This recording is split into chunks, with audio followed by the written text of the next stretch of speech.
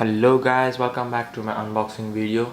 In this video I'll be unboxing a brand new fidget spinner which has just arrived a minute before, and let's open it.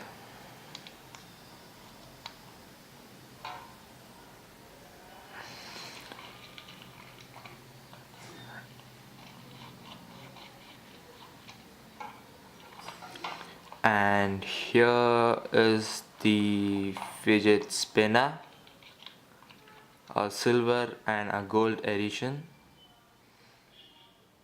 Looks good.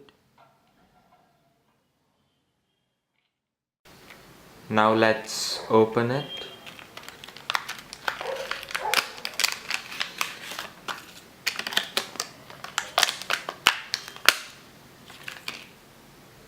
It's a glossy finish.